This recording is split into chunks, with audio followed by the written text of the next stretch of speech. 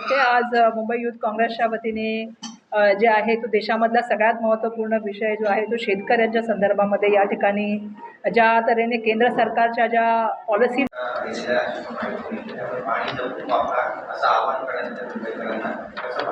नाही, मला वाटतं की पाणी तर बिलकुल आता पाण्याच्या बाबतीमध्ये खरं सांगायचं झालं तर मला नेहमी उत्तर ज्या वेळेला मी एजन्सी किंवा अधिकाऱ्यांशी बोलते सांगतात मुंबईमध्ये जेवढा द्यायला पाहिजे त्याच्यापेक्षा आम्ही डबल पुरवठ्यामध्ये पाणी देतो, मुंबईमध्ये पाण्याचा मुबलक साठा आहे.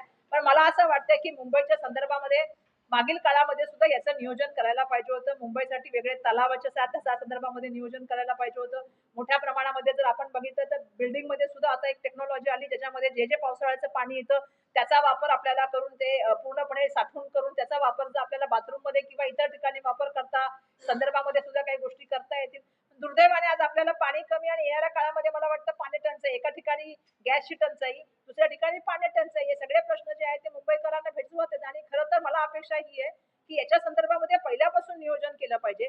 खरं तर मुंबईमध्ये प्रत्येक वेळा पाऊस होतो तेव्हा सांगितलं जातं हे तलाव भरून वाहत आहेत, म्हणजे इतकं पाणी आहे की विचारू नका की आपल्याला पाणी टंचाई होणार नाही. आणि प्रत्येक वेळेला आपण बघतो की जसं जसं मार्च आणि एप्रिल यायला लागतं तसं तसं मग सांगायला लागतं की पाणी टंचाई, ज्या ठिकाणी एंड पॉईंट आहेत त्या ठिकाणी तुम्ही बघा लोकांना पाणी जात नाहीये. मग अशा वेळेला मुंबई महानगरपालिकेने नियोजन करायला पाहिजे की पूर्वीपासूनच या गोष्टीचं, कारण सातत्याने येणारी समस्या आणि त्याच्यावरती कुठल्याही तऱ्हेचं मी नेहमी सांगते की मुंबई महानगरपालिकेचा कारभार हा नियोजन शून्य कारभार आहे आणि विजन लेस असलेला कारभार आहे. फक्त कॉन्ट्रॅक्टर येतात, कॉन्ट्रॅक्टर सांगतात त्याप्रमाणे फायली मूव्ह होतात. लोकांचं जनमतासाठी काय आवश्यकता गोष्टी काय केल्या पाहिजेत याच्या संदर्भामध्ये खूप तफावत दिसते.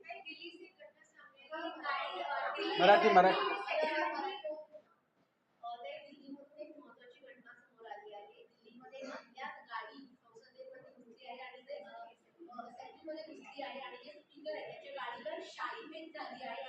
कोणाच्या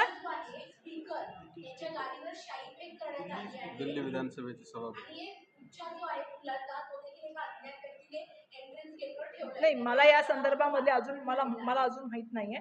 पण अशा तऱ्हेने करणं चुकीचं आहे असं मला वाटतं. आणि शेवटी कायदा सुव्यवस्था बघणं हे जेव्हा दिल्लीची असतं तेव्हा दिल्लीच्या राज्य सरकार पण तिथे भाजपाचंच आहे आणि केंद्रामध्ये सरकार पण भाजपाचं आहे. त्यामुळे मला अपेक्षा आहे की या संदर्भामध्ये जे आहे ते चौकशी करण्याचं तर काम होईल. पण मागील पण आपण बघितलं की दिल्लीमध्ये एक बॉम्बस्फोट झाला होता. त्यावेळेला सुद्धा आपली अपेक्षा होती की होम मिनिस्टरांनी या संदर्भामध्ये मोठ्या प्रमाणामध्ये काळजी घेण्याची आवश्यकता आहे. आणि होम मिनिस्टर फक्त विरोधकांना दम देतात. मला वाटतं ज्यांना त्यांना लाख दाखवली पाहिजे किंवा ज्यांना 56 इंचाची छाती दाखवली पाहिजे दाखवावी ही अपेक्षा करते.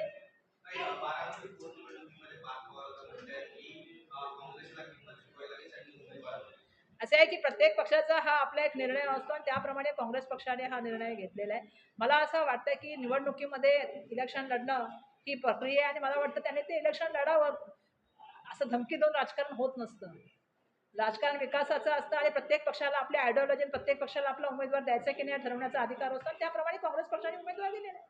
नांदेडमध्ये दिला होता.